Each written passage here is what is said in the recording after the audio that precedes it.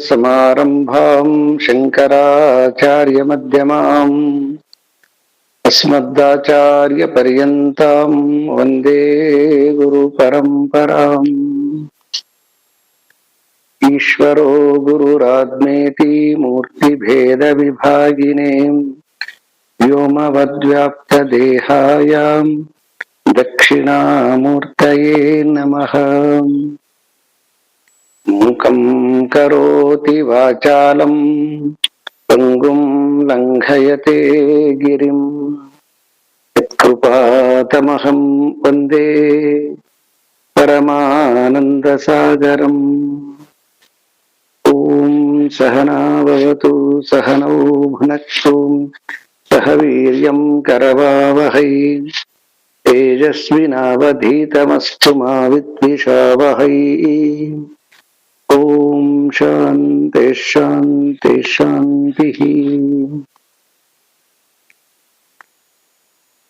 ಆತ್ಮಾನಂ ಚೇತ್ ವಿಜಾನೀಯಾತ್ ಅಯಂ ಅಸ್ಮೀತಿ ಪುರುಷಃ ಕಿಮಿಚ್ಛನ್ ಕಸ್ಯ ಕಾಮಾಯ ಶರೀರಂ ಮನುಸಂಜ್ವರೇ.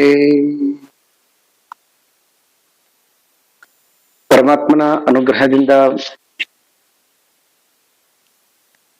ಶ್ರೀಮತಿ ವಿಮಲಾನಂದ ಹಾಗೂ ಎಲ್ಲ ಪಂಚದಶಿ ಶ್ರೋತೃ ವರ್ಗವೇ,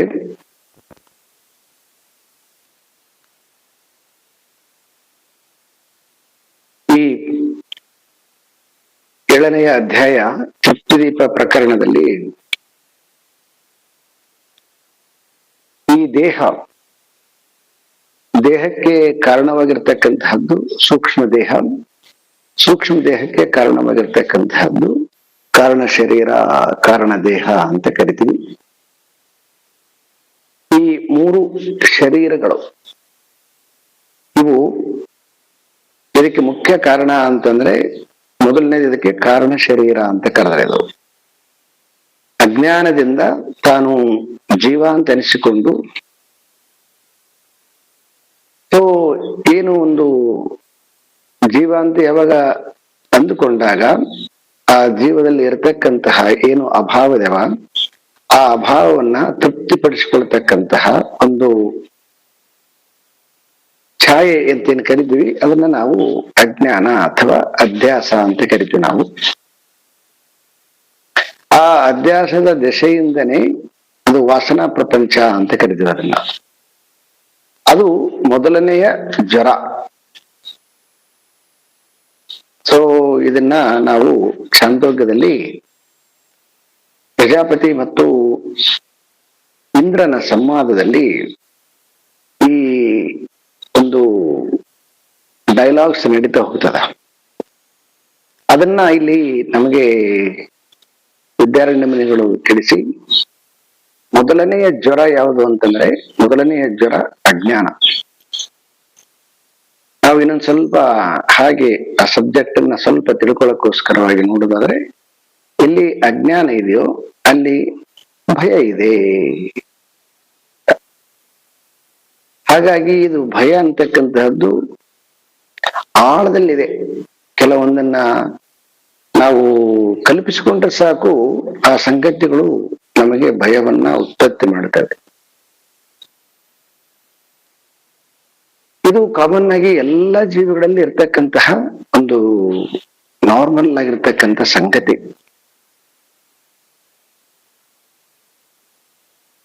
ದೆನ್ ಇದಾದ್ಮೇಲೆ ಆ ಕಾರಣ ಶರೀರ ಅದು ಸೂಕ್ಷ್ಮ ಶರೀರವಾಗಿ, ಆ ಸೂಕ್ಷ್ಮ ಶರೀರದಲ್ಲಿ ಇರ್ತಕ್ಕಂತಹ ಜ್ವರಗಳನ್ನ ನಮಗೆ ತಿಳಿಸಿದ್ರು. 2 ರೀತಿಯಾಗಿರ್ತಕ್ಕಂತಹ ಜ್ವರಗಳು, ಒಂದು ಆಸುರಿ ಗುಣಗಳು, ಮತ್ತೊಂದು ದೈವಿ ಗುಣಗಳು ಅಂತ. ಕಾಮ, ಕ್ರೋಧ, ಲೋಭ, ಮೋಹ, ಮದ, ಮಾತ್ಸರ್ಯ, ಈ 6 ಊರ್ಮಿಗಳು ಅಂತ ಕರೀತಾರೆ ಅವ್ರನ್ನ. ಮತ್ತೆ ಅದಲ್ದನೆ 8 ಮದಗಳು ಅಂತನೂ ಕೂಡ ಕರೀತಾರ. ಯೌವನದ ಮದ, ಅಧಿಕಾರದ ಮದ, ಸಂಪತ್ತಿನ ಮದ, ರೂಪದ ಮದ, ವಿದ್ಯೆಯ ಮದ, ಈ ತರ ಅನೇಕ ರೀತಿಯಾಗಿರ್ತಕ್ಕಂತಹ ಏನು ಮನುಷ್ಯನನ್ನ ಬಂಧಿಸುವಂತಹ ಗುಣಗಳಿದಾವಲ್ವಾ, ಇವು ಕಾಮನ್ ಆಗಿ ಎಲ್ಲ ಹತ್ರ ಇರ್ತಾವ. ಇನ್ನು ಅದಕ್ಕಿಂತ ಇನ್ನೊಂದು ಜ್ವರ ಇದೆ ಅದರಲ್ಲಿ, ಏನಂತಂದ್ರೆ ಸ್ವಲ್ಪ ಮೋಕ್ಷ ಆಗಿರ್ತಕ್ಕಂಥವ್ರಿಗೆ, ಸಾಧಕರಾಗಿರ್ತಕ್ಕಂಥವ್ರಿಗೆ ಯಾವ ದೈವಿ ಗುಣಗಳಿದಾವಲ್ವಾ, ಆ ದೈವಿ ಗುಣಗಳು ಕೂಡ ಅವು ಜ್ವರಗಳೇ ಅಂತ. ಬರೀ ಆಸುರಿ ಗುಣಗಳು ನಮ್ಮನ್ನ ಬಂಧಿಸೋದಿಲ್ಲ, ದೈವಿ ಗುಣಗಳು ಕೂಡ ಬಂಧಿಸ್ತವೆ ಅಂತ. ನಾವು ಮಹಾಭಾರತವನ್ನ ನೋಡಿದ್ವಿ ಅಂದ್ರೆ ಭೀಷ್ಮಾಚಾರ್ಯ, ದ್ರೋಣಾಚಾರ್ಯ, ಕರ್ಣ ಮತ್ತೆ ಧರ್ಮರಾಜ, ಸೊ ಇವರೆಲ್ಲರೂ ಕೂಡ ಶ್ರೇಷ್ಠ ಧರ್ಮಿಗಳೇ ಇವರೆಲ್ಲನೂ. ಆದರೆ ಆ ಎಲ್ಲ ಧರ್ಮಗಳಾಗಿದ್ರೂ ಕೂಡ ಆ ಧರ್ಮವನ್ನ ತ್ಯಜಿಸ್ಬೇಕಾಗ್ತಕ್ಕಂತಹ ಸಂದರ್ಭ ಯುದ್ಧದಲ್ಲಿ ಎಲ್ಲರಿಗೆ ಬರ್ತದಲ್ಲ. ಸೊ ದೈವಿ ಗುಣಗಳು ಕೂಡ ಮನುಷ್ಯನನ್ನ ಬಂಧಿಸ್ತವೆ, ಆಸುರಿ ಗುಣಗಳಂತೂ ಸಾಮಾನ್ಯವಾಗಿ ಎಲ್ಲರನ್ನ ಬಂಧಿಸ್ತವೆ. ಹಾಗಾಗಿ ಅವು ಸೂಕ್ಷ್ಮ ಶರೀರದಲ್ಲಿರ್ತಕ್ಕಂತಹ ಎರಡು ರೀತಿಯಾಗಿರ್ತಕ್ಕಂತಹ ಜ್ವರಗಳು. ಇನ್ನು ಆ ಸೂಕ್ಷ್ಮ ಶರೀರದಿಂದ ಕಾಣಿಸಿಕೊಂಡಿರ್ತಕ್ಕಂಥದ್ದು ಸ್ಥೂಲ ಶರೀರ ಅಂತ ಹೇಳಿ ಕರಿತೀವಿ. ಇದು ವಾತ, ಪಿತ್ತ, ಕಫ, ದುರ್ಗಂಧ, ಕುರೂಪತ್ವ, ಹಸಿವು, ಬಾಯಾರಿಕೆ, ಆಯಾಸ, ಈ ಇಷ್ಟು ಸಂಗತಿಗಳು ಇವು ಸ್ಥೂಲ ಶರೀರದ ಜ್ವರಗಳು. ಈ ಜ್ವರಗಳು ಇರೋದ್ರಿಂದನೇ ದೇಹ ನಿಂತುಕೊಂಡಿದೆ ಅಂತ. ಮತ್ತೆ ಜ್ಞಾನಿಯಾಗಿರ್ತಕ್ಕಂಥವನಿಗೂ ಕೂಡ ಈ ಶರೀರ ಇರೋ ತನಕ ಈ ಶರೀರದ ಜ್ವರಗಳು ಜ್ಞಾನಿಯನ್ನ ಜ್ವರದಿಂದ ಮುಚ್ಚಿದೆ ಅನ್ನುವಂತಹದ್ದು ಕೂಡ ನಮಗೆ ಕಾಣಿಸ್ತದೆ. ಯಾಕಂದ್ರೆ ಅವನಿಗೂ ಬಾಯಾರಿಕೆ ಆಗುತ್ತೆ, ಅವನಿಗೂ ಆಯಾಸ ಆಗುತ್ತೆ, ಅವನಿಗೂ ಪ್ರಾರಬ್ಧದ ವಶಾತ್ ಏನು ಶರೀರ ಇರ್ತದೋ ಶರೀರದ ಎಲ್ಲ ಸಾಮಾನ್ಯವಾಗಿರ್ತಕ್ಕಂಥ ಸಂಗತಿಗಳು. ಆದರೆ ಅವನು ಮುಕ್ತನಾಗಿರ್ತಾನೆ ಮನಸ್ಸಿನಿಂದ, ಆದರೂ ಕೂಡ ಇದರಲ್ಲಿ ಇರೋದ್ರಿಂದ ಅದರದ ಛಾಯೆ ಅವನ ಮೇಲೆ ಆರೋಪ ಆಗಿರ್ತಕ್ಕಂಥದ್ದು ಕೂಡ ಕಾಣಿಸ್ತದೆ. ಹೆಂಗ ನಮ್ಮಲ್ಲಿ ಕೂಟಸ್ಥ ಆತ್ಮ ಅಸಂಗನಾಗಿದ್ದರೂ ಕೂಡ ಸಂಗಿ ಅಂತ ಹೆಂಗ್ ಕಾಣಿಸ್ತದೋ, ಹಾಗೆ ಚಿದಾಭಾಸನಿಂದ ಮುಕ್ತನಾಗಿರ್ತಕ್ಕಂತಹ ಜ್ಞಾನಿ ಕೂಡ ಈ ಶರೀರದ ಕಾರಣದಿಂದ ಹೆಂಗ ನಾವು ಘಟಾಕಾಶ ಅಂತ ಕರಿತೀವಿ, ಆ ರೀತಿಯಾಗಿ ಶರೀರಕ್ಕೆ ಅಧೀನವಾಗಿ ಶರೀರದಲ್ಲಿ ಇರ್ತಕ್ಕಂತಹ ಸ್ಥೂಲ ಸೂಕ್ಷ್ಮ ಕಾರಣದ ಶರೀರಗಳು ಜ್ವರಗಳಂತೆ ಅವನಿಗೆ ಕಾಣಿಸ್ತವೆ. ಸೊ ಇದರಿಂದ ಏನ್ ಗೊತ್ತಾಗತ್ತೆ ಅಂತಂದ್ರೆ, ಇವು ಸಾಮಾನ್ಯವಾದ ನೋಟಕ್ಕೆ ಸಾಮಾನ್ಯವಾಗಿರ್ತವೆ, ಆದ್ರೆ ಅಲ್ಲಿ ಜ್ಞಾನಿಯ ಲಕ್ಷಣ ಬೇರೆ ಇದೆ. ಆದ್ರೆ ಹೊರಗಡೆ ನೋಡೋರ್ಗೆ ಇವೆಲ್ಲವೂ ಕೂಡ ಕಾಮನ್ ಆಗಿ ಕಾಣಿಸ್ತವೆ ಅಂತ. ಇಷ್ಟು ನಮಗೆ ಜ್ವರಗಳ ಬಗ್ಗೆ ಮಾಹಿತಿ. ಈ ಜ್ವರಗಳ ಪರಿಣಾಮವನ್ನ ಇನ್ನು ಬಹಳ ವಿವರಣೆಯನ್ನ ಕೊಡ್ತಾ ಹೋಗ್ತಾರೆ, ಅದನ್ನ ನೋಡೋಣ ಅಂತ. ಶ್ಲೋಕ ನಂಬರ್ 227. ಏತೇ ಜ್ವರಾ ಶರೀರೇಷು ತ್ರಿಷು ಸ್ವಾಭಾವಿಕಾ ಮತಾಹಂ ವಿಯೋಗೇ ತು ಜ್ವರೈಸ್ಥಾನಿ ಶರೀರಾಣ್ಯೇವ ನಾಸತೆ. ಏತೇ ಜ್ವರಾಃ ಶರೀರೇಷು ತ್ರಿಷು ಸ್ವಾಭಾವಿಕ ಮತ ಅಂತ. ಈ ತ್ರಿಷು ಅಂದ್ರೆ ಈ ಮೂರು ಸ್ಥೂಲ ಸೂಕ್ಷ್ಮ ಕಾರಣ ಎಂತಕ್ಕಂತಹ ಈ ಮೂರು ಶರೀರಗಳು ಏತೇ ಜ್ವರಃ, ಇವು ಸಾಮಾನ್ಯವಾಗಿರ್ತವೆ. ಸ್ವಾಭಾವಿಕ ಮತಃ ಅಂದ್ರೆ ಇವು ಸಾಮಾನ್ಯವಾಗಿವೆ. ಇದೇನ್ ಮತ್ತೆ ಜ್ಞಾನಿಗಷ್ಟೇ ಕಾಣಿಸ್ತವ, ಅಜ್ಞಾನಿಗಿರಲ್ಲಂತಾಗ್ಲಿ, ಇಲ್ಲ ಜ್ಞಾನಿ ಆದ್ಮೇಲೆ ಅವ್ನಿಗೆ ಹೊರಟೋಗಿ ಬಿಡ್ತಾವಂತನಾಗ್ಲಿ ಇಲ್ಲವೇ ಇಲ್ಲ. ಹೆಂಗ ದೂರದಲ್ಲಿ ಕಪ್ಪೆ ಚಿಪ್ಪು ಹೆಂಗದು ಸೂರ್ಯನ ಕಿರಣದ ಪ್ರಕಾಶದಿಂದ ರಜತವಾಗಿ ತೋರ್ತದೋ, ಹಾಗೆ ಎಲ್ಲರಿಗೂ ಕೂಡ ಇವು ಕಾಮನ್ ಆಗಿರ್ತವೆ. ಇವು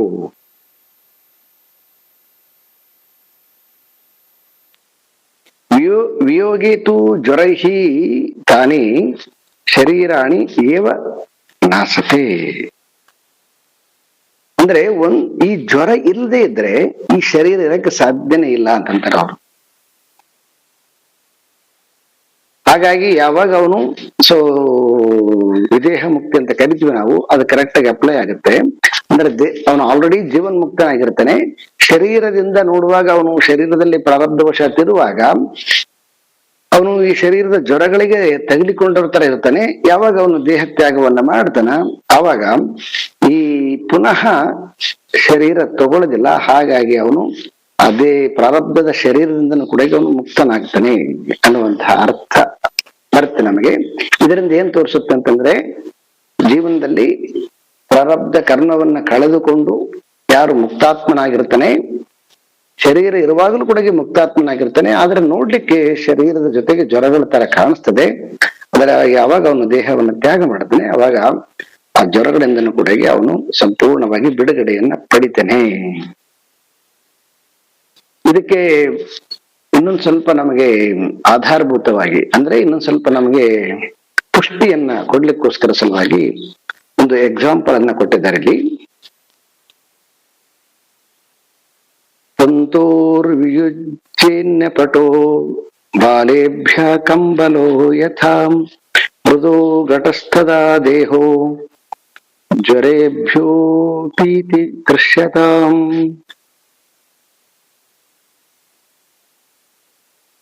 ತಂತೋರ್ವಿಜೇನ್ ನ ತಂತೋಹೋ ವಿಜ್ಜೇನ್ ಅಂತ ಅಂದ್ರೆ, ತಂತು ಅಂತಂದ್ರೆ ಇಲ್ಲಿ ದಾರ, ನ ಪಟಹ ಅಂತಂತಾರೆ ಅವರು. ಪಟ ಅಂತಂದ್ರೆ ಇಲ್ಲಿ ಬಟ್ಟೆ. ನಾವು ಚಿತ್ರದೀಪ ಪ್ರಕರಣದಲ್ಲಿ ಪಟವನ್ನ ನೋಡಿದ್ವಲ್ವಾ.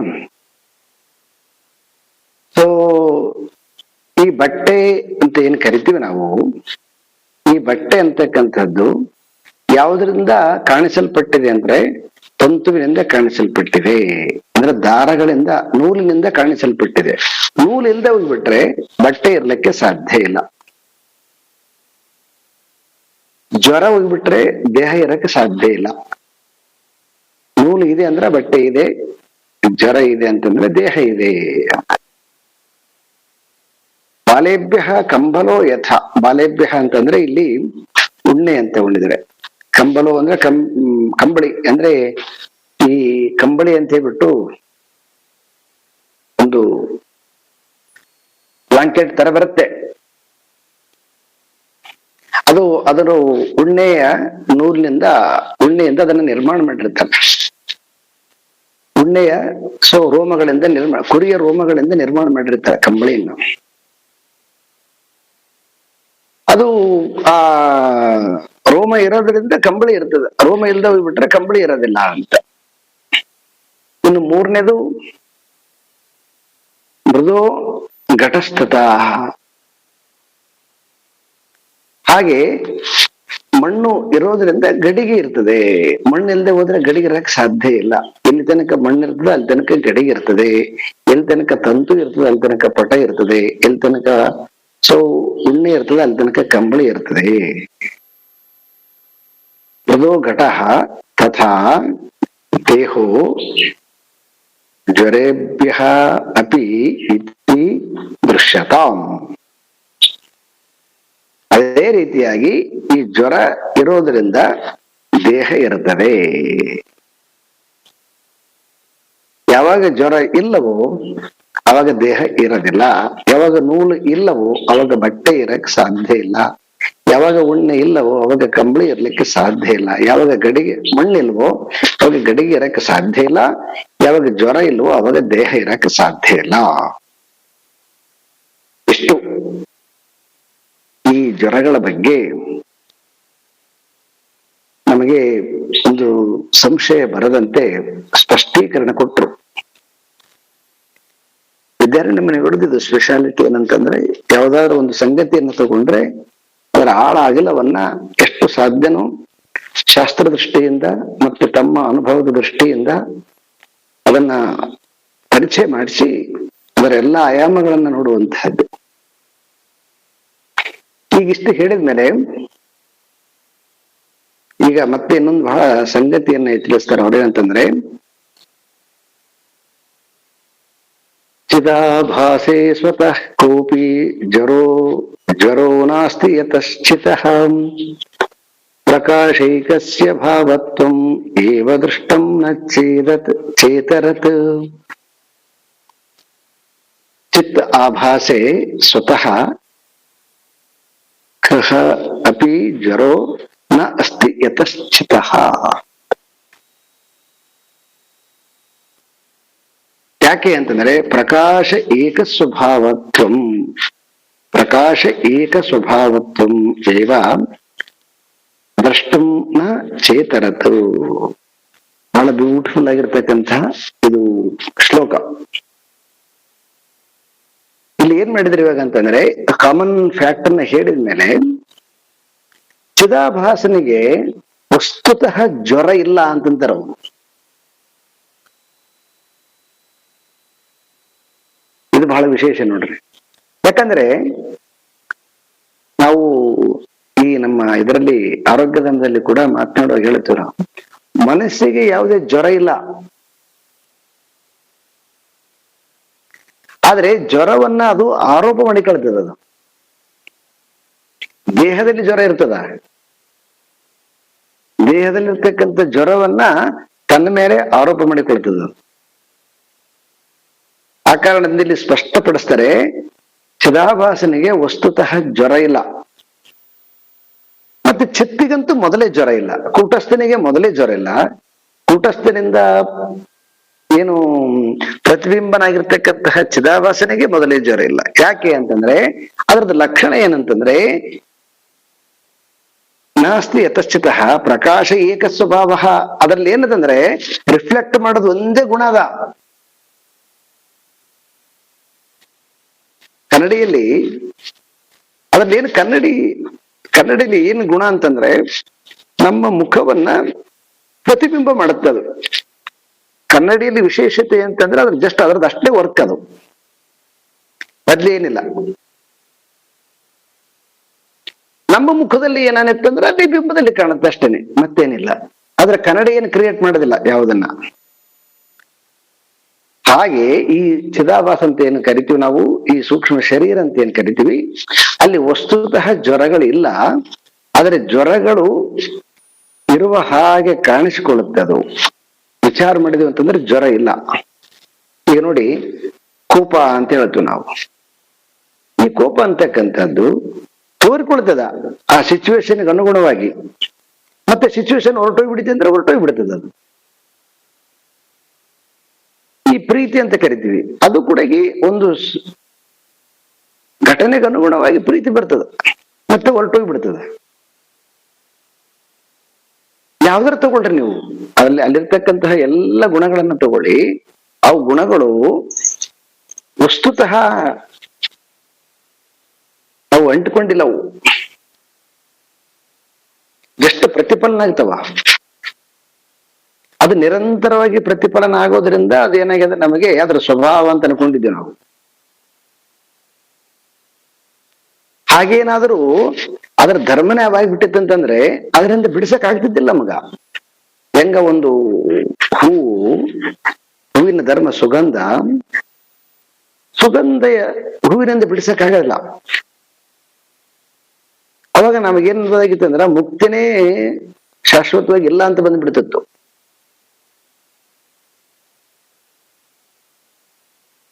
ಆ ಕಾರಣದಿಂದ ಇಲ್ಲಿ ಚಿದಾಭಾಸನಿಗೆ ವಸ್ತುತಃ ಜ್ವರಗಳು ಇಲ್ವೇ ಇಲ್ಲ.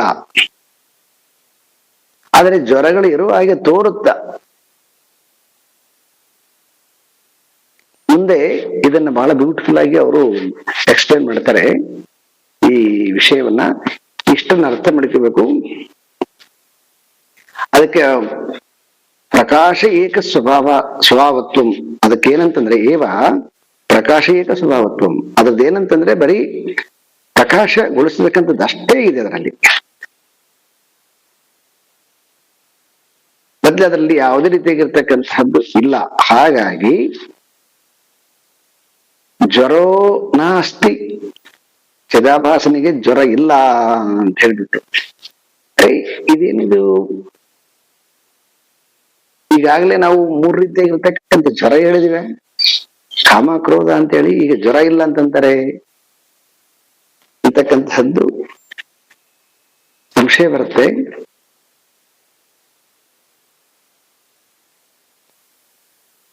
ಮುಂದೆ ಇದು ನೆಕ್ಸ್ಟ್ ಇದರಲ್ಲಿ ಮುಂದೆ ನೋಡೋಣ ಅಂತ, ಇನ್ನೊಂದ್ 2-3 ಶ್ಲೋಕ ಆದ್ಮೇಲೆ ಅದನ್ನ ಡಿಸ್ಕಸ್ ಮಾಡ್ತಾರ, ಅದನ್ನ ತಿಳ್ಕೊಳ್ಳೋಣ ಅಂತ. ಮತ್ತೆ ಈಗ ಚಿದಾಭಾಸನಿಗೆ ಜ್ವರ ಇಲ್ಲ ಅಂತ ಹೇಳಿದ್ರು. ಈಗ ಜ್ವರ ಇನ್ನು ಮತ್ತೆ ಕೂಟಸ್ಥನಿಗಂತೂ ಮೊದಲೇ ಇಲ್ಲ ಅಂತಂತಾರೆ. ಚಿದಾಭಾಸೇಪ್ಯ ಸಂಭಾವ್ಯ ಜ್ವರ ಸಾಕ್ಷಿಣಿಕಾ ಕಥಾ ಏವಮಪ್ಯೇಕತಾಂ ಮೇನೆ ಚಿದಾಭಾಸೋ ಹಿ ಅವಿದ್ಯೆಯ. ಇಲ್ಲಿ ಹೇಳ್ತಾರೆ ನೋಡ್ರಿ. ಸೊ ಚಿದಾಭಾಸನಿಗೆ ಜ್ವರ ಇಲ್ಲ ಅಂತ ಹೇಳುವಾಗ ಇನ್ನು ಸಾಕ್ಷಿಯಾಗಿರ್ತಕ್ಕಂತಹ ಸರ್ವವನ್ನ ಬೆಳಗುವಂತಹ ಪ್ರಕಾಶ ಸ್ವರೂಪವಾಗಿರ್ತಕ್ಕಂತಹ ಕೂಟಸ್ಥನಿಗೆ ಜ್ವರ ಎಲ್ಲಿ? ಕೂಟಸ್ಥನಿಗನು ಜ್ವರ ಇಲ್ಲ. ಯಾಕೆಂತಂದ್ರೆ ಸೊ ಅವನು ಈ ಚಿದಾಭಾಸನಿಗೆ ಅಜ್ಞಾನದಿಂದ ಇರುವಾಗಲೂ ಕೂಡ ಅವನಿಗೆ ಜ್ವರ ಇದ್ದಿಲ್ಲ. ಅವನಿಗೆ ಆದ್ರೆ ಜ್ವರ ಇರೋ ತರ ಭಾಸ ಆಗ್ತಿತ್ತು. ನಾವೆಲ್ಲ ರಾಗಿ ಅಲ್ವಾ, ಈಗ ಅಚ್ಯುತ ಅಂತ ನಾವು ಕೃಷ್ಣನಿಗೆ ಇನ್ನೊಂದು ಹೆಸರನ್ನ ಕರಿತೀವಿ. ಏನು ಅಂತಂದ್ರೆ ಅವನಿಗೆ ಯಾವುದೇ ಚ್ಯುತಿ ಇದ್ದಿಲ್ಲ, ಹಾಗಾಗಿ ಅವನನ್ನ ಅಚ್ಯುತ. ಹಾಗೆ ನಮ್ಮಲ್ಲಿರ್ತಕ್ಕಂಥ ಆತ್ಮ ಏನದಲ್ವಾ, ಅದನ್ನು ಅಚ್ಯುತನೇ ಅದು. ಯಾಕಂದ್ರೆ ಅದಕ್ಕೆ ಯಾವುದೇ ಚ್ಯುತಿ ಇಲ್ಲ. ಹೆಂಗ ವಾಯು ಎಲ್ಲ ಕಡೆ ಬೀಸ್ತಾ ಇದ್ದಾಗಲೂ ಕೂಡ ಅದರಲ್ಲಿ ಏನು ಸುಗಂಧ ದುರ್ಗಂಧ ಇರೋವು, ಸುಗಂಧ ದುರ್ಗಂಧಗಳು ವಾಯುವಿನ ಗುಣಗಳಲ್ಲವು. ತಂಪಿರ್ಬೋದು, ಬಿಸಿ ಇರ್ಬೋದು, ಸುಗಂಧ ಇರ್ಬೋದು, ದುರ್ಗಂಧ ಇರ್ಬೋದು, ವಾಯುವಿನ ಗುಣ ಅಲ್ಲ. ವಾಯುವಿನಲ್ಲಿ ಸೇರಿಕೊಂಡು ತಂಪಾಗಿರ್ತಕ್ಕಂಥ ಗಾಳಿ, ಬಿಸಿಯಾಗಿರ್ತಕ್ಕಂಥ ಗಾಳಿ, ಸುಗಂಧದ ಗಾಳಿ, ದುರ್ಗಂಧದ ಗಾಳಿ ಅಂತ ಆರೋಪ ಮಾಡಿದ್ದೀವಿ. ಆದ್ರೆ ವಸ್ತುತಃ ಗಾಳಿಗೆ ಅದು ಯಾವುದೇ ದೋಷ ಇಲ್ಲ. ಯಾಕಂತಂದ್ರೆ ಸೊ ಅದು ಅಸಂಗವಾಗಿದೆ. ಅದು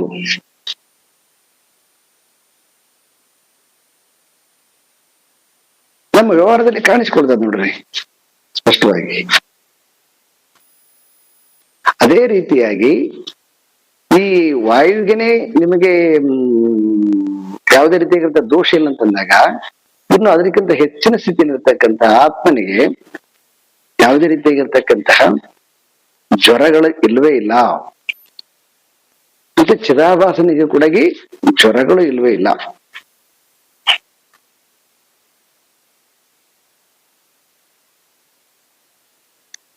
ಇಷ್ಟು ಸ್ಪಷ್ಟವಾಗಿ ಇದ್ರೂ ಕೂಡ ಆದರೆ ಅಜ್ಞಾನದಿಂದ ಏನ್ ಮಾಡಿದ ಅಂತಂದ್ರೆ ಈ ಚಿದಾಭಾಸ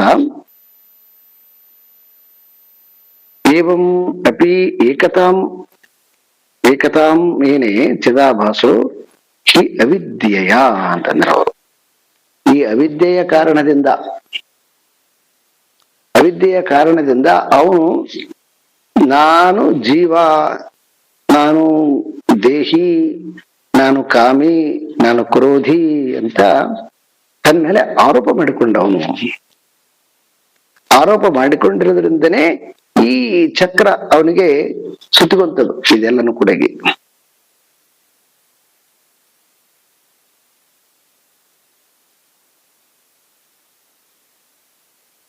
ನಾವು ಯಾವಾಗಲೂ ಕೂಡ ಇಷ್ಟು ಡೀಪ್ ಆಗಿ ಈ ವಿಷಯವನ್ನ ಚಿಂತನೆ ಮಾಡಿರೋದಿಲ್ಲ ನಾವು. ಇವ್ ಹೆಂಗಂದ್ರೆ ಹಂಗ ಒಂದಕ್ಕೊಂದು ಸೇರ್ಕೊಂಡು ಒಂದು ಆಕಾರ ಆಗಿರ್ತಕ್ಕಂಥದ್ದು. ಒಂದು ಚಿತ್ರ ಬರೆದಿರ್ತಾರೆ ನೋಡಿ ಮುತ್ತುಗಳಿಂದ. ಅಲ್ಲಿ ಚಿತ್ರ ಇಲ್ಲವೇ ಇಲ್ಲ, ಬರೀ ಮುತ್ತುಗಳಲ್ಲಿ ಇರೋದು. ಆದ್ರೆ ಒಂದು ಚಿತ್ರ ಕಾಣ್ತಿರ್ತದೆ ನಮಗೆ. ಆ ಮುತ್ತುಗಳು ತೆಗೆದ್ಬಿಟ್ಟು ಅಂತಂದ್ರೆ ಚಿತ್ರ ಇರಂಗಿಲ್ಲ. ಹಾಗೆ ಇಲ್ಲಿ ಅಜ್ಞಾನ ತೆಗೆದ್ಬಿಟ್ಟು ಅಂತಂದ್ರೆ ಅಲ್ಲಿ ಜ್ವರನೇ ಇಲ್ಲ ಅಲ್ಲಿ. ಆದ್ರೆ ಅಜ್ಞಾನ ಇರೋದರಿಂದ ಆ ಚಿದಾಭಾಸ ಈ ದೇಹದ ಜೊತೆಗೆ ಸಂಘವನ್ನ ಬಯಸ್ತಾ, ಆ ಕಾರಣದಿಂದ ಐಕ್ಯವನ್ನ ಬಯಸಿ ತಾನು ಜ್ವರಕ್ಕೆ ಒಳಪಟ್ಟವನಂತೆ ತೋರ್ತಾ ಇದ್ದಾನೆ.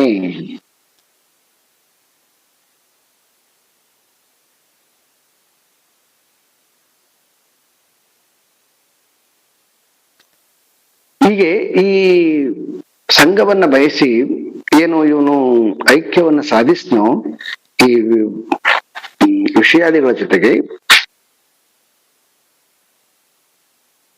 ಅದರಿಂದ ಏನಾಯ್ತು ಅಂತಂದ್ರೆ ಅವನಿಗೆ ಸಾಕ್ಷಿ ಸತ್ತತ್ವಂ ಅದ್ಯಸ್ಯ ಸ್ವೇನೋಪೇತೆ ವಪುಸ್ತ್ರಯೇ ತತ್ಸರ್ವಂ ವಾಸ್ತವಂ ಸ್ವಸ್ಯ ಸ್ವರೂಪಂ ಇತಿ ಮನ್ಯತೆ. ಈ ರೀತಿಯಾಗಿ ತನ್ನಲ್ಲಿ ಆರೋಪವನ್ನ ಮಾಡಿಕೊಂಡು ಅವನು ತನಗ ಈ ಮೂರು ಶರೀರದ ಜ್ವರಗಳು ನನಗಿವೆ ಅಂತ ಈ ಚಿದಾಭಾಸ ಭಾವಿಸಿಕೊಂಡ ಅಂತ.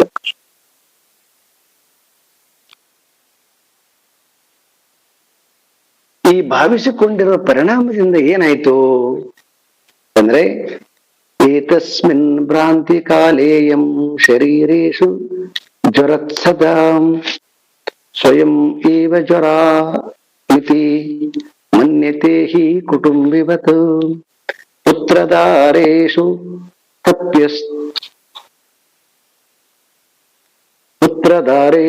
ತಪ್ಯತ್ಸು ತಪಾಮಿತಿ ವೃಥಾಯತಾಂ ಮನ್ಯತೆ ಪುರುಷಃ ತದ್ವತ್ ಆಭಾಸೋ ಅಪಿ ಅಭಿಮನ್ಯತೆ. ಬ್ಯೂಟಿಫುಲ್ ಶ್ಲೋಕಗಳು ಎರಡು. ಯತಸ್ಮಿನ್ ಭ್ರಾಂತಿಕಾಲೇ ಅಯಂ ಶರೀರೇಶು ಜ್ವರತ್ ಸ್ವತಃ. ಈ ಭ್ರಾಂತಿ ಕಾಲದಿಂದ, ಅಜ್ಞಾನದ ಕಾಲದಿಂದ ಈ ಶರೀರದಲ್ಲಿ ನಾನು ಜ್ವರದಿಂದ, ನಾನು ಈ ಶರೀರವೇ ನಾನು ಅನ್ನುವಂತಹ ಭ್ರಾಂತಿಯಿಂದ ಅವನು ಈ ಜ್ವರಗಳನ್ನ ಸ್ವೀಕಾರ ಮಾಡಿದ. ಹೇಗೆ ಅಂತಂದ್ರೆ, ಸ್ವಯಮೇವ ಜರಾಂ ಇತಿ ಮನ್ಯತೆ ಹಿ ಕುಟುಂಬಿವತ್ತು. ಕುಟುಂಬದ ಒಂದು ಎಕ್ಸಾಂಪಲ್, ಬ್ಯೂಟಿಫುಲ್ ಎಕ್ಸಾಂಪಲ್ ತಗೊಂಡ್ರೆ ಹೆಂಗಂದ್ರೆ, ಪುತ್ರದಾರೇಶು ತಪ್ಯತ್ಸು ತಪಾಂ ಇತಿ ವೃಥಾಯತ ಮನ್ಯತೆ ಪುರುಷಃ ತದ್ವತ್ ಆಭಾಸೋ ಅಪಿ ಅಹಂ ಅಭಿಮನ್ಯತೆ. ಈಗ ಒಂದು ಕುಟುಂಬದಲ್ಲಿ ಹೇಗೆ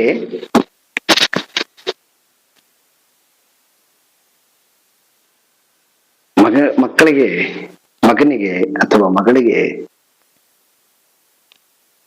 ಕಾಯಿಲೆ ಬಂದಿದೆ ಅಂತಂದ್ರೆ, ಆ ತಂದೆ ತಾಯಿಗಳು ಏನ್ ಮಾಡ್ತಾರೆ, ತಮಗೆ ಜ್ವರ ಬಂದಿದೆ ಅನ್ನೋ ತರ ಫೀಲ್ ಆಗ್ತದ.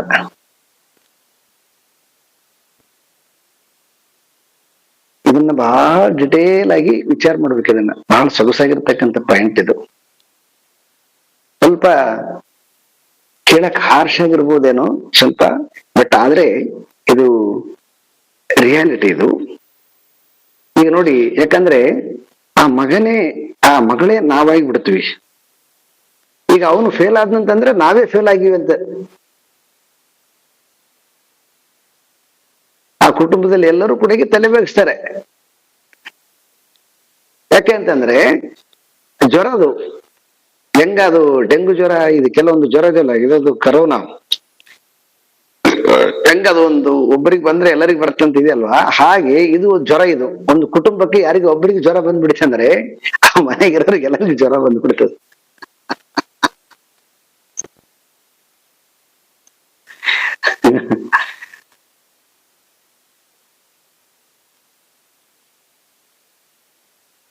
ಏನಯ್ಯ ನಿನ್ ಮಗ ಬಹಳ ಕೆಟ್ಟ ಮಂದಿಗಳಿಗೆ ಆಯ್ತು ಪಾಪ, ಅವನೇ ನಾನೇ ತಪ್ಪು ಮಾಡಿನ ಅನ್ನೋ ತರದಲ್ಲಿ ಫೀಲ್ ಮಾಡ್ಕೊಂಡ್ಬಿಡ್ತಾನೆ ಅವನು.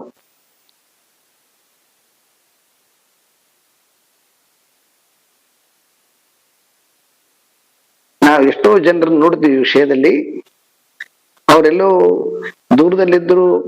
ನಾನು ಇಲ್ಲಿ ಒಂದ್ಸಲ ತುಂಬಾ ಜನ ಈ ಕೆಲವೊಂದನ್ನ ನಾನು ಇಲ್ಲಿ ನೋಡ್ತಾ ಇರುತ್ತೇನೆ. ತುಂಬಾ ಆರೋಗ್ಯದಲ್ಲಿ ಕೆಲವೊಂದು ಕೌನ್ಸಿಲಿಂಗ್ ಮಾಡುವಾಗ ಒಬ್ಬ ತಾಯಿ ಅವನಿಗೆ ಹೆಚ್ಚಿನ ಎಜುಕೇಶನ್ಗೋಸ್ಕರ ಅವಳು ಹೈದ್ರಾಬಾದ್ ಕಳಿಸಿದ್ದಾಳೆ.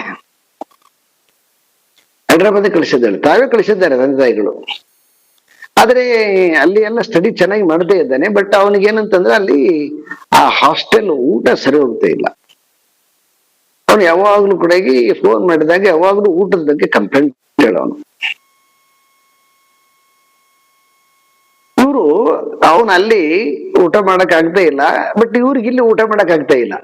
ಅಯ್ಯೋ ಅವನು ಊಟ ಮಾಡದೇ ಇದ್ರೆ ನಾವೆಂತ ಊಟ ಮಾಡೋದಿಲ್ಲಿ?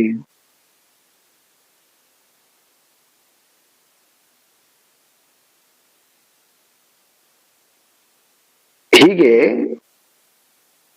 ಅಂದ್ರೆ ಹೆಂಗಿದು ಅಜ್ಞಾನ ಅಂತ ಅನ್ನೋದು ಅಲ್ಲಿ ಗೊತ್ತಾಗಲ್ಲ ನಮ್ಗ. ಅಧ್ಯಾಸ ಅಜ್ಞಾನ ಅಂದ್ರೆ ನಮ್ಗೆ ಏನ್ ಅರ್ಥ ಆಗೋದಿಲ್ಲ ಅಲ್ಲಿ.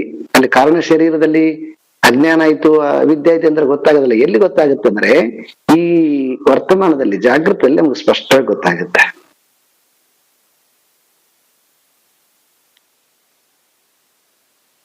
ಎಷ್ಟು ಜ್ವರ ಇದೆ ಅಂತಂದ್ರೆ, ನನಗೇನಂದ್ರೆ ಜ್ವರ ಅಂತೂ ಖಂಡಿತವಾಗಿರ್ತದೆ. ಮತ್ತೆ ನನ್ನ ಕುಟುಂಬದವ್ರಿಗೆ ಏನಾರು ಅಂದ್ರೂ ಕೂಡ ಜ್ವರ ಬಂದ್ಬಿಡ್ತದ. ಇನ್ನೂ ಸ್ವಲ್ಪ ಮುಂದಕ್ಕೆ ಹೋಗಿ ನಮ್ಮ ಜಾತಿಯವ್ರಿಗೆ ಏನಂದ್ರೆ ಜ್ವರ ಬಂದ್ಬಿಡ್ತದೆ. ನಮ್ಮ ಧರ್ಮಕ್ಕೇನಂದ್ರೆ ಜ್ವರ ಬಂದ್ಬಿಡ್ತದೆ. ನಮ್ಮ ದೇಶಕ್ಕೇನಂದ್ರೆ ಜ್ವರ ಬಂದ್ಬಿಡ್ತದೆ. ನೋಡಿ ಜ್ವರ ಎಷ್ಟು ವಿಸ್ತಾರವಾಗಿದೆ. ಇಷ್ಟು ಜ್ವರಗಳಿರುವಾಗ ಮನುಷ್ಯ ಹೇಗೆ ಹ್ಯಾಪಿ ಆಗಿರ್ತಾನೆ ಹೇಳ್ರಿ?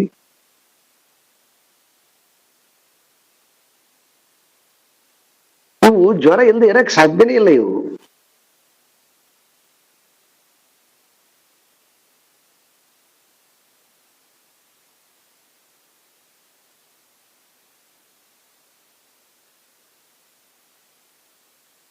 ಬಹಳ ವಿಚಾರ ಮಾಡಿ ಇದನ್ನ ಡೈಜೆಸ್ಟ್ ಮಾಡ್ಕೋಬೇಕಿದನ್ನ ಸಬ್ಜೆಕ್ಟ್ ಅನ್ನ.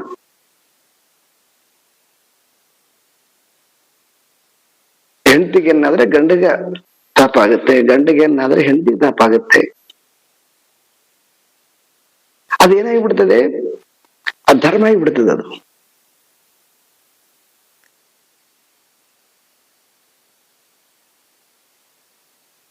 ಎಷ್ಟು ಧರ್ಮ ಆಗಿಬಿಡುತ್ತೆ ಅಂದ್ರೆ ಅದೇ ಧರ್ಮ ಆಗಿಬಿಡ್ತದ. ಆ ಜ್ವರ ಧರ್ಮ ಆಗಿಬಿಡ್ತದ.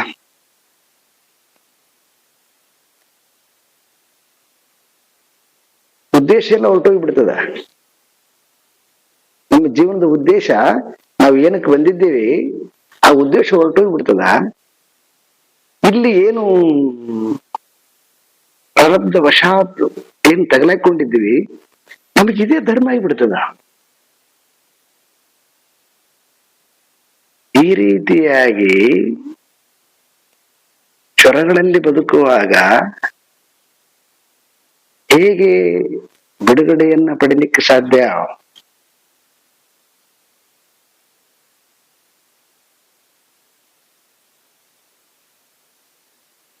ಈ ಜ್ವರಗಳನ್ನ ವಿಚಾರ ಮಾಡ್ಬೇಕು ಯಾವಾಗಲೂ ಕೂಡ. ಬಹಳ ಬಹಳ ಇಷ್ಟವಾಗಿರ್ತಕ್ಕಂಥ ಶ್ಲೋಕ ಇದು ಒಬ್ಬ ಸಾಧಕರಿಗೆ. ಎಷ್ಟು ಆಶ್ಚರ್ಯ ನೋಡ್ರಿ. ಮತ್ತೆ ಹೋಗ್ಲಿ, ಈಗ ಅವ್ರು ಊಟ ಮಾಡಿದ್ರೆ ಅಂದ್ರೆ ನಮ್ಗೆ ಹೊಟ್ಟೆ ತುಂಬುತ್ತಾ? ಸಾಧ್ಯನೇ ಇಲ್ಲ. ನಾವು ಊಟ ಮಾಡ್ಲೇಬೇಕು. ಅವ್ರು ನಿದ್ದೆ ಮಾಡಿದ್ರ ಅಂತಂದ್ರ ನಾವು ನಿದ್ದೆ ಮಾಡಿದಂಗಾಗತ್ತೆ? ಆಗೋದಿಲ್ಲ. ನಾವು ನಿದ್ದೆ ಮಾಡ್ಬೇಕು. ನಮ್ಮ ನಿದ್ದೆ ನಾವೇ ಮಾಡ್ಬೇಕು. ನಮ್ಮ ಹೊಟ್ಟೆ ತುಂಬಾ ನಾವೇ ಊಟ ಮಾಡ್ಬೇಕು. ನಮ್ಮ ಬಾಯಾರಿಕೆ ನಾವೇ ತೀರ್ಸ್ಕೊಳ್ಬೇಕು. ಆದ್ರೆ ಆಶ್ಚರ್ಯಕರ ಸಂಗತಿ ಏನಂತಂದ್ರೆ, ಅನುಕೂಲ ಹಂಗ ಅವ್ರು ಊಟ ಮಾಡಿದ್ರೆ ನಾನು ಹೆಂಗ್ ಊಟ ಮಾಡೋದು? ಅವರು ಬಾಯಾರಿಕೆ ನೀರು ಕುಡಿದಿದ್ರೆ ನಾನು ಹೆಂಗ್ ಕುಡಿಯೋದು? ಅವ್ರು ಮಲಗಿದ್ರೆ ನಾನು ಹೆಂಗ್ ಮಲಿಕೊಳ್ಳೋದು? ಏನ್ ತೋರ್ಸುತ್ತಿದು? ಎಷ್ಟು ಡಿಗ್ರಿ ಜ್ವರ ಇದೆ ಅಂತ. ನೀವು ಯಾರ ಮೇಲೆ ಮೋಹ ಇಟ್ಕೊಂಡಿರ್ತೀರಿ ಅದರ ಮೇಲೆ ಡಿಗ್ರಿಗಳನ್ನ ಅಳತೆ ಮಾಡ್ಬೇಕಾಗತ್ತೆ. ಈ ಥರ್ಮಾಮೀಟರ್ ತಗೊಂಡು ಜ್ವರನ ಮೆಜರ್ಮೆಂಟ್ ಮಾಡ್ತಾರಲ್ಲ ಹಾಗೆ ಇದು. ಇಲ್ಲೇನು ಮೋಹ ಅಂತಕ್ಕಂಥದ್ದು ಥರ್ಮಾಮೀಟರ್. ಎಷ್ಟು ಮೋಹ ಇರ್ತದ ಅಷ್ಟು ಜ್ವರ ಇರ್ತದ. ಅದು ಹೆಂಡತಿದರಾಗಿರ್ಲಿ ಅಥವಾ ಗಂಡದನಾಗಿರ್ಲಿ, ಇಲ್ಲ ತಂದೆದರಾಗಿರ್ಲಿ, ಇಲ್ಲ ತಾಯಿದರಾಗಿರ್ಲಿ, ಇಲ್ಲ ಮಕ್ಕಳದರಾಗಿರ್ಲಿ, ತಂಗಿದನಾಗಿರ್ಲಿ, ತಮ್ಮಂದನಾಗಿರ್ಲಿ, ಜಾತಿದರಾಗಿರ್ಲಿ, ಧರ್ಮದರಾಗಿರ್ಲಿ, ದೇಶದರಾಗಿರ್ಲಿ,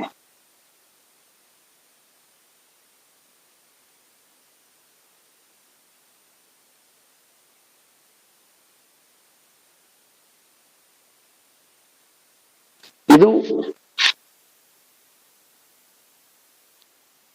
ಬಹಳ ಸ್ಟ್ರಾಂಗ್ ಆಗಿರ್ತಕ್ಕಂತಹ ಈ ಅಜ್ಞಾನ.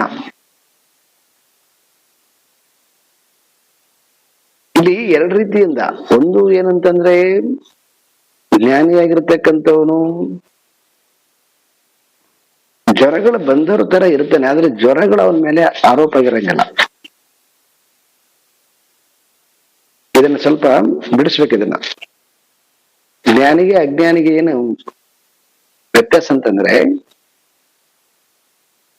ಅವನು ಆ ವ್ಯವಸ್ಥೆ ಒಳಗಡೆ ಇರ್ತಾನೆ, ಆದ್ರೆ ಅವನಿಗೆ ಜ್ವರ ಇರಂಗಿಲ್ಲ.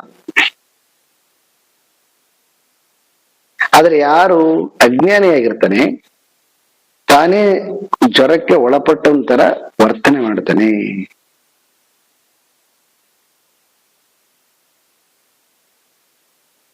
ಎಷ್ಟು ಜನ ನಿದ್ರೆ ಮಾಡೋದಿಲ್ಲ, ಯಾಕೆ? ಆ ಜ್ವರ. ಈಗ ತುಂಬಾ ಜನಕ್ಕೆ ಸರಿಯಾಗಿ ರಾತ್ರಿ ನಿದ್ದೆ ಬರಂಗಿಲ್ಲ. ಯಾಕಂತಂದ್ರೆ ಅದು ಯಾವ್ದ್ರ ಜೊತೆಗೆ ಒಂದ್ ಜೊತೆಗೆ ತುಂಬಾ ಅಟ್ಯಾಚ್ ಇರ್ತದ, ಜ್ವರ ಕಾಡ್ತಾ ಇರ್ತದ. ಅದು ಹಾಸ್ಪಿಟ್ಲಿಗೆ ತೋರಿಸಿದ್ರೆ ಜ್ವರ ಅಲ್ಲಿ ಏನಲ್ಲಿ ಮೆಜರ್ಮೆಂಟ್ ಮಾಡಕ್ಕೆ ಬರಂಗಿಲ್ಲ. ಯಾಕಂತಂದ್ರೆ ಅದು MRI ಮಾಡಕ್ ಬರಲ್ಲ, ECG ಮಾಡಕ್ ಬರಂಗಿಲ್ಲ, EG ಮಾಡಕ್ ಬರಂಗಿಲ್ಲ, ಎಕ್ಸ್ರೇ ಮಾಡಕ್ ಬರಂಗಿಲ್ಲ. ಯಾಕಂದ್ರೆ ಅದು ಫಿಸಿಕಲ್ ಬಾಡಿಯಲ್ಲಿ ಇಲ್ಲ, ಅದು ಜಸ್ಟ್ ಆರೋಪ ಆಗಿರ್ತಕ್ಕಂಥದ್ದು. ಹೆಂಗ ನಾವು ಕೂಲಿಂಗ್ ಗ್ಲಾಸ್ ಹಾಕೊಂಡುಗಳಿಗೆ ಬಿಸಿಲು ಹೆಂಗ ನಮಗೆ ತಣ್ಣಗೆ ಅನಿಸ್ತದೋ, ಬಿಸಿಲು ಕಾಣೋದಿಲ್ವೋ, ಆ ರೀತಿಯಾಗಿ ಇಲ್ಲಿ ಜ್ವರಗಳು ಮೈ ಮೇಲೆ ಹಾಕೊಂಡ್ ಬಿಡ್ತೀವಿ ನಾವು.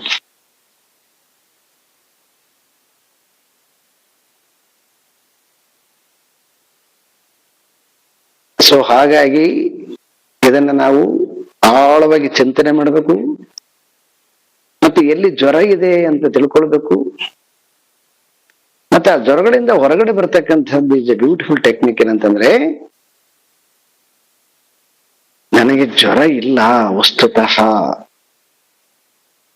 ಮೋಹದಿಂದ ನಾನು ಜ್ವರದಂತೆ ಕಾಣಿಸ್ಕೊಳ್ತಾ ಇದ್ದೇನೆ. ವ್ಯವಹಾರ ಆಸ್ ಇಟ್ ಈಸ್ ಮಾಡ್ರಿ, ಹೆಂಗಾರ ಮಾಡ್ರಿ,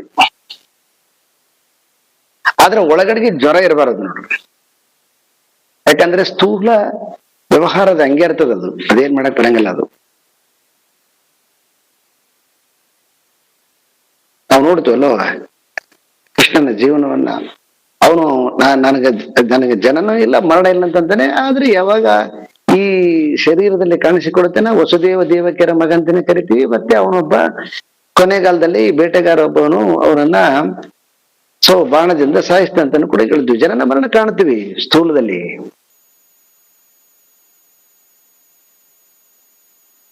ಹಾಗಾಗಿ ಫಿಸಿಕಲ್ ಆಗಿ ಯಾವುದನ್ನ ಚೇಂಜ್ ಮಾಡಬಾರ್ದು, ಸಾಧ್ಯ ಇಲ್ಲ. ಅದ್ ಯಾಕಂತಂದ್ರೆ ಅದರದ ಮ್ಯಾಟರ್ ಅಂದೇ ಆಗ್ಯದು. ಅದು ಒಂದು ಫಾರ್ಮಲ್ ಇರ್ತದ, ಆ ಫಾರ್ಮ್ ಬ್ರೇಕ್ ಮಾಡಕ್ ಸಾಧ್ಯನೇ ಇಲ್ಲ, ಅದು ಯಾರಾಗ್ಲಿ. ಆದ್ರೆ ನಮಗೆ ಇಲ್ಲಿ ಇರ್ತಕ್ಕಂಥದ್ದು ಒಂದು ಸ್ವಾತಂತ್ರ್ಯ ಎಲ್ಲಿ ಕೊಟ್ಟದ ನಮಗಂತಂದ್ರೆ, ಶಾಸ್ತ್ರ ಮನೋಸ್ತರದಲ್ಲಿ ನಮಗೆ ಸ್ವಾತಂತ್ರ್ಯ ಕೊಟ್ಟಿದೆ. ನಾವು ಮನೋಸ್ತರದಲ್ಲಿ ಜ್ವರಗಳಿಂದ ಮುಕ್ತರಾಗಬೇಕು.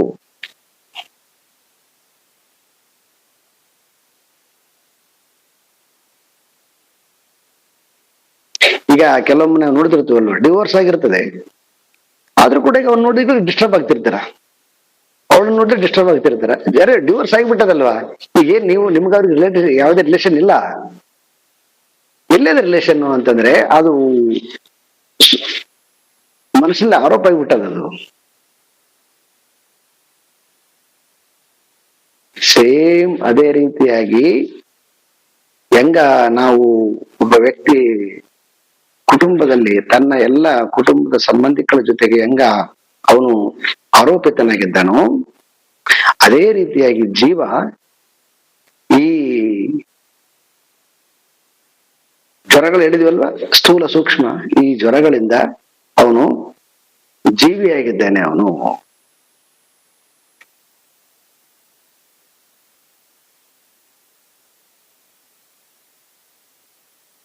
ಜ್ಞಾನಿಯಾಗಿರ್ತಕ್ಕಂಥವನು ಇದನ್ನ ತಿಳಿದು ಈ ಅಜ್ಞಾನವನ್ನ ಬ್ರೇಕ್ ಮಾಡ್ತಾನೆ. ಬ್ರೇಕ್ ಮಾಡಿ ಕೂಡಾಗಿ ಈ ಶರೀರದಲ್ಲಿ ಪ್ರಾರಬ್ಧದಿಂದ ಇರ್ತಾನೆ, ಆದ್ರೆ ಇಷ್ಟೇ ಅವನು ಜ್ವರಗಳಿಂದ ಮುಕ್ತನಾಗಿರ್ತಾನೆ.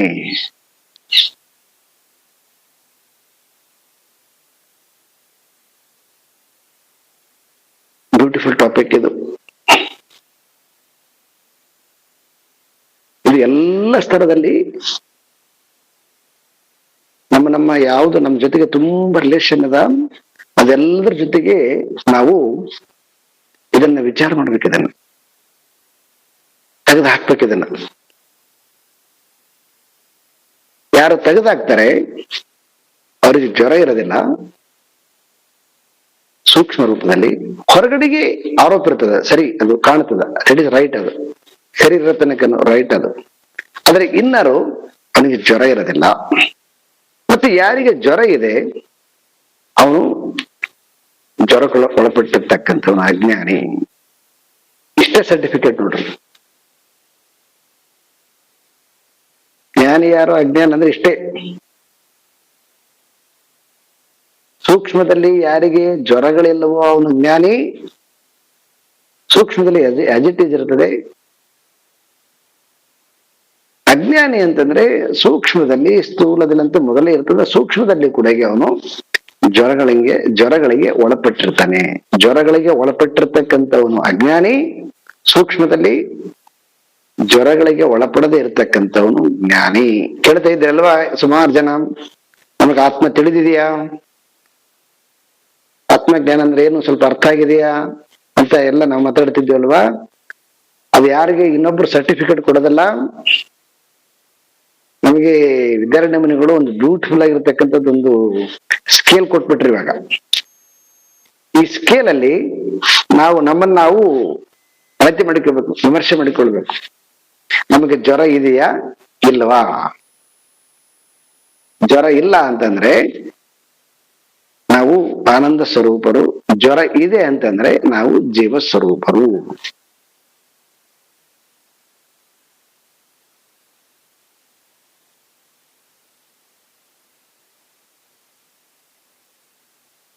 ಏನು ಹನುಮಂತರಾಯಪ್ಪ ಅವ್ರೆ, ಅರ್ಥ ಆಯ್ತಾ ಇದು?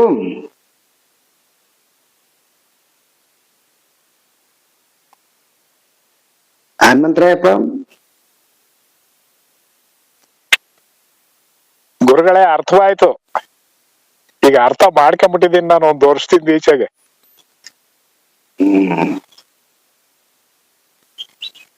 ನಾನು ತಮ್ಮ ಸನ್ನಿಧಾನದಲ್ಲಿ ಇದ್ನಲ್ಲ,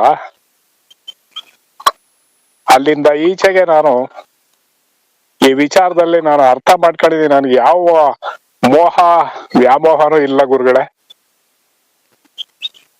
ವೆರಿ ಗುಡ್, ಬಹಳ ಸಂತೋಷ.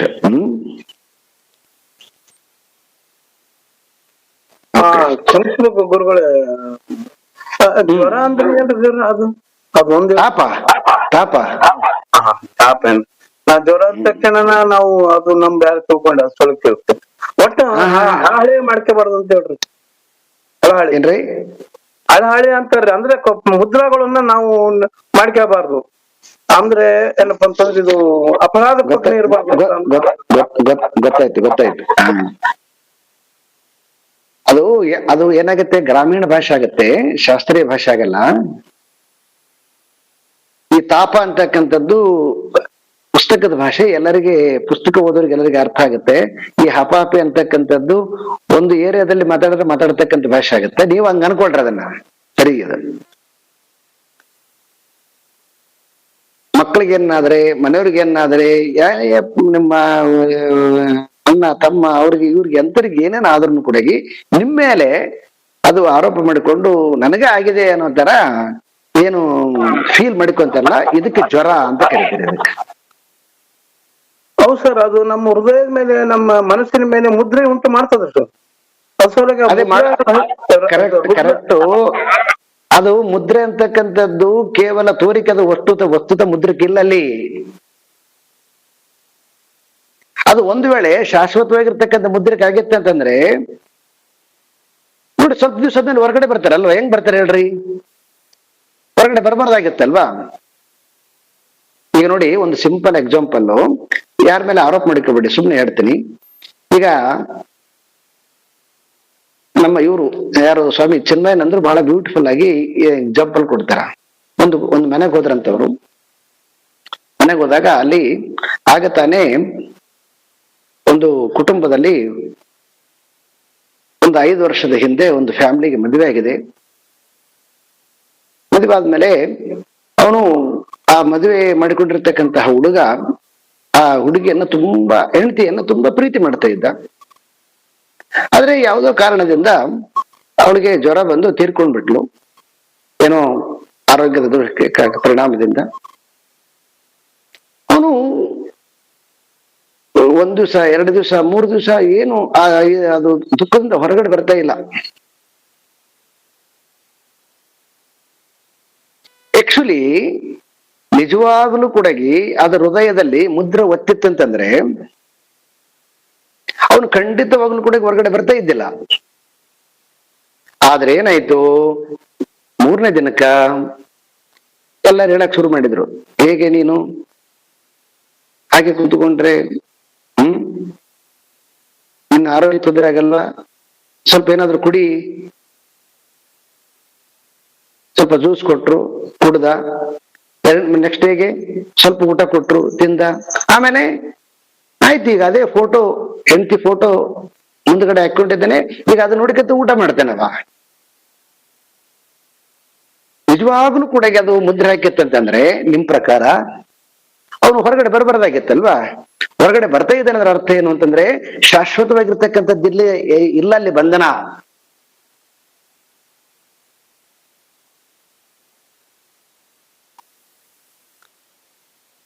ಮಾದೇಪ್ಪ ಅವರೇ, ಸರಿ ಸರ್. ಫೀಲಿಂಗ್ಸ್ ಅಂತ ಬರ್ತಲ್ರ, ಫೀಲ್ ಬರ್ಲಿ, ಫೀಲ್ ಬರ್ಬೇಕು, ಕರೆಕ್ಟ್. ಅದು ಫೀಲ್ ಬರ್ಬೇಕು, ಬಿಟ್ಟು ಬಿಡ್ಬೇಕು ಹಂಗೆ ಅಷ್ಟೇ ಬೇಗ. ಅದನ್ನ ಅದು ಜ್ಞಾನಿಯ ಲಕ್ಷಣ. ಫೀಲ್ ಬರ್ದೇ ಇದ್ರೆ ಕಲ್ಲು ಮಣ್ಣು ತಿರುಗುತ್ತೆ, ಅದಂಗಾಗತ್ತೆ. ಫೀಲಿಂಗ್ಸ್ ಇರ್ಬೇಕು, ಲೈಟ್ ಆಗಿ ಒಂದು ಕುಟುಂಬದ ಸಹವರ್ತಿಯಾಗಿ ಇರಬೇಕು. ಆದ್ರೆ ಅದು ತಾಪ ಕೊಡಬಾರ್ದು, ಬಾಧೆ ಕೊಡಬಾರ್ದು. ಇದೇನು ಸ್ವಲ್ಪ ಅದಕ್ಕಿಂತ ಹೆಚ್ಚಿನ ಮಟ್ಟದ್ದು ಜ್ಞಾನಿ ಆಗಿರ್ತಕ್ಕಂಥವನಿಗೆ ಈ ತಾಪನೂ ಇರೋದಿಲ್ಲ, ಬಾಧೆನೂ ಇರೋದಿಲ್ಲ ಅವನಿಗೆ. ಯಾಕಂತಂದ್ರೆ ಅವನಿಗೆ ಚೆನ್ನಾಗಿ ಗೊತ್ತಿದೆ ಇದೆಲ್ಲವೂ ಕೂಡ ಅಜ್ಞಾನದಿಂದ ಕಾಣಿಸಿಕೊಂಡಿರ್ತಕ್ಕಂಥ ಜ್ವರ ಅಂತ ಹೇಳ್ಬಿಟ್ಟು. ಇಂಥ ಜನನ ನಾವು ಶುದ್ಧೀಕರಣ ಮಾಡ್ಕೋಬೋದ್ರೆ? ಈಗ ಹೇಳಿದ್ರಲ್ಲ, ಮತ್ತೆ ಇಷ್ಟೊತ್ತು ಅದನ್ನೇ ಹೇಳಿದ್ರಲ್ವಾ ಹಿಂದ್ಗಡೆ ಶ್ಲೋಕದಲ್ಲಿ. ವಸ್ತುತಃ ಚಿದಾಭಾಸನಿಗೆ ಜ್ವರ ಇಲ್ಲ ಅಂತ ಹೇಳಿದ್ರು. ತಿಳುವಳಿಕೆಯಿಂದ ಶುದ್ಧೀಕರಣ ಆಗೇ ಆಗುತ್ತೆ. ಮತ್ತೆ ಈಗ ಇವರು ಹನುಮಂತರಾವ್ ಹೇಳಿದ್ರಲ್ಲ, ಅವರೇ ಹೇಳಿದ್ರಲ್ಲ,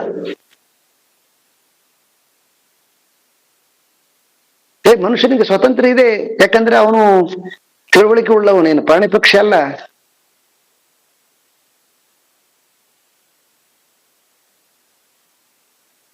ಹನುಮಂತರಾಯಪ್ಪ ಅವರೇ, ನಿಮ್ಮದೇ ಒಂದು ಸ್ವಲ್ಪ ಹೇಳ್ರ ಅವರಿಗೆ ಘಟನೆ.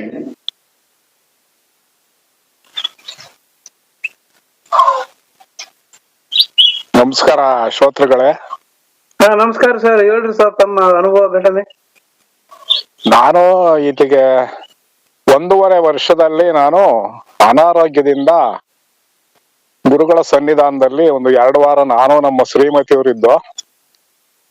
ನನ್ನ ಕೆಲವು ಅಜ್ಞಾನದ ನಡವಳಿಕೆಗಳು ಮತ್ತು ನಾನು ಅಜ್ಞಾನದಿಂದ ಮಾಡ್ಕೊಂಡಿದ್ದಂತಹ ವ್ಯವಹಾರಗಳನ್ನ ಅವ್ರ ಹತ್ರ ನಾನು ದುಃಖ ಪಟ್ಕೊಂಡು ಹೇಳಿದಾಗ, ನೀವು ಅದನ್ನ ಅಜ್ಞಾನನ ರಾತ್ರಿ ಅಂತ ಮಾಡ್ಕೊಳ್ಳಿ, ಜ್ಞಾನನ ಹಗಲು ಅಂತ ಮಾಡ್ಕೊಳ್ಳಿ, ನಿಮ್ ಜೀವನದಲ್ಲಿ ನೀವು ಒಂದು ಆಶ್ರಮದಲ್ಲಿ ಇದ್ದಾಗಿದ್ಕೊಳ್ಳಿ ಹಾಗೆ ಅಂತ ಹೇಳಿದ್ರು. ಅಲ್ಲಿಂದ ಆಚೆಗೆ ನಾನು ನನ್ನ ಈ ತೋಟದ ಮನೆಯಲ್ಲಿ ನನ್ನ ಶ್ರೀಮತಿಯವ್ರ ಜೊತೆಗೆ ನಾವಿಬ್ರು ಸಂತೋಷವಾಗಿದ್ದೀವಿ. ಎಲ್ಲ ಮನೆ ಮಾಡಿದೀನಿ ತುಮಕೂರಿನಲ್ಲಿ, ಇಲ್ಲಿ ತೋಟ ಮಾಡಿದೀನಿ, ಎಲ್ಲ ಆಸ್ತಿಗಳೆಲ್ಲ ಮಾಡಿದೀನಿ. ಅವ್ರವ್ರ ಪಾಡ್ಗೆ ಅವ್ರು ಇದಾರೆ. ನಾನು ಅವ್ರ ಬಗ್ಗೆ ಯಾವ ಒಂದು ಚಿಂತೆನೂ ಮಾಡಲ್ಲ, ಅವ್ರಿಗೊಂದು ಫೋನು ಸಹ ಮಾಡೋದಿಲ್ಲ. ಸುಮ್ನೆ ಅವ್ರನ್ನೆಲ್ಲ ಹಚ್ಕೊಂಡಷ್ಟು ನನಗೆ ನೋವು. ಹಾಗಾಗಿ ಆತ್ಮಕ್ಕೆ ಒಂದು ಹೇಳ್ಕೊಂಡು ಅಂತಃಕರಣಕ್ಕೆ ಹೇಳ್ಕೊಂಡು ನಮ್ಮ ಕಷ್ಟ ನಾವೇ ಅನುಭವಿಸ್ಬೇಕು ವಿನಃ ನಾವು ಮಾಡ್ಕೊಂಡಿರೋದನ್ನ ಇನ್ನೊಬ್ರು ಅನುಭವಿಸೋದಕ್ ಸಾಧ್ಯವಿಲ್ಲ. ನಾವು ಈ ಪ್ರಾರಬ್ಧನ ನಾವೇ ಮುಗಿಸ್ಬೇಕು. ಶರೀರ ಇರೋವರೆಗೂ ನಾವು ಸನ್ಮಾರ್ಗದಲ್ಲಿ ನಡಿಬೇಕು. ಅದರಿಂದನೇ ಜೀವನ್ ಮುಕ್ತಿ, ಸಂಘಿಗಳಾಗಿ ಜೀವನ ಮಾಡ್ಬೇಕು ಅಂತ ಹೇಳಿ ನಾನು ಭಾವಿಸಿದೀನಿ. ಅಲ್ಲಿಂದ ಈಚೆಗೆ ನಾನು ಗುರುಗಳ ಒಂದು ಇದ್ರಲ್ಲೇ ನಾನು ಇದೀನಿ ಸರ್. ಅದೇ ಸರ್, ನಿರ್ಲಿಪ್ತತೆಯಿಂದ ಇರುವಂತದ್ದಂತ ನಮ್ಗೆ ತಿಳುವಳಿಕೆ ಅದೇ ನೀವು ಹೆಂಗ್ ಸಾಧ್ಯ ಅಂತ ಕೇಳಿದ್ರಲ್ಲ, ಅದಕ್ಕೀಗ ಅವರು ಕರೆಕ್ಟ್ ಆಗಿ ಹೇಳಿದ್ರು. ಪಾಸಿಬಲ್ ಇದೆ ಮನುಷ್ಯನಿಗೆ. ಪಾಸಿಬಲ್ ಇಲ್ಲದೆ ಇದ್ರೆ ಶಾಸ್ತ್ರ ಯಾಕೆ ಕೇಳ್ತಿತ್ತು ನಮ್ಗ? ಇಲ್ಲಾಂದ್ರೆ ಮುಕ್ತಿ ಅಂತಕ್ಕಂಥ ಪ್ರಶ್ನೆ ತರ್ತಿದ್ದಿಲ್ಲ. ಅದು ಮುಕ್ತಿ ಅಂತಕ್ಕಂಥದ್ದು ಸೊ ಪ್ರತಿಯೊಬ್ಬರಿಗೆ ಎಲ್ಲರಿಗೆ ಅವಕಾಶ ಇದೆ. ಆದ್ರೆ ಅದು ಅಜ್ಞಾನದಿಂದ ಕಾಣುತ್ತೇ ಇಲ್ಲ. ಯಾವಾಗ ಅದು ಅಜ್ಞಾನ ಬಿದ್ದು ಹೋಗುತ್ತೆ ಅವಾಗ ಬಿಡುಗಡೆಯನ್ನ ಪಡ್ಲಿಕ್ಕೆ ಎಲ್ಲರಿಗೆ ಸ್ವಾತಂತ್ರ್ಯ ಇದೆ. ಆದ್ರೆ ಅಜ್ಞಾನದಿಂದ ಹಂಗ ಆರೋಪ ಮಾಡಿಕೊಂಡ್ಬಿಟ್ಟಿದ್ದೀವಿ ಅಷ್ಟೇ. ಆರೋಪ ಆಗಿರ್ತಕ್ಕಂಥದ್ದನ್ನ ತೆಗಿಬೇಕು, ಇಷ್ಟೇ ಇರೋದಿಲ್ಲ. ಸರ್, ಒಂದು ಕ್ವಶನ್ ಕೇಳ್ಬೋದಾ ಸರ್? ಸಾರಿ ಸರ್, ಕ್ವಶನ್ ಹೇಳಿ. ಕ್ವಶನ್ ಅಲ್ಲ, ಒಂದು ಸಂಶಯ ಕೇಳ್ಬೋದಾ? ಆದ್ರೆ ಈಗ ಪ್ರೀತಿ ಮಾಡೋದು ತಪ್ಪ ಸರ್? ಮಕ್ಕಳನ್ನು ಇಲ್ಲ ಮನೆಯವ್ರನ್ನ ಯಾರಾದ್ರೂ ಸರಿ ಪ್ರೀತಿ ಮಾಡೋದು ಅಂದ್ರೆ ಅದರಲ್ಲಿ ನಾವು ಪ್ರೀತಿಯನ್ನ ಶಾಸ್ತ್ರ ಅಲಗಳಿದೆಯಲ್ಲ, ವ್ಯಾಮೋಹದಿಂದ ಕೂಡಿರ್ತಕ್ಕಂಥ ಪ್ರೀತಿ ಇರಬಾರದು. Yes sir. ನಿಸ್ವಾರ್ಥ ಪ್ರೀತಿ, ಎಲ್ಲರನ್ನ ಕರುಣೆ ಇರಲಿ ಜೀವರು ನೀತಿ ವಿಧಾನ ಆಗು ಅಂತ ಹೇಳ್ಬಿಟ್ಟದಲ್ವ. ಸರ್ವತ್ರ ಎಲ್ಲಾ ಕಡೆಗೆ ಪರಮಾತ್ಮನಿದ್ದಾನೆ, ಅವನನ್ನ ಪ್ರೀತಿಸ್ಬೇಕು, ಆತ್ಮನನ್ನ ಪ್ರೀತಿಸ್ಬೇಕಂತ ಹೇಳಿದಲ್ವ. ಪ್ರೀತಿಯಲ್ಲಿ ಇರಬಾರ್ದು ಅಂತ ಹೇಳ್ತಾ ಇಲ್ಲ. ವ್ಯಾಮೋಹ ಇರಬಾರ್ದು, ವಿಪರೀತ ಆಗಬಾರ್ದು. ಅದು ವ್ಯಾಮೋಹ ಇರಬಾರ್ದು.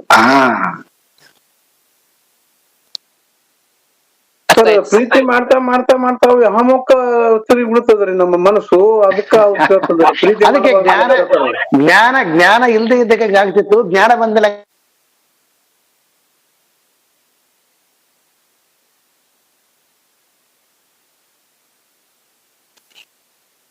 ಇಷ್ಟೇ ಇರೋದು.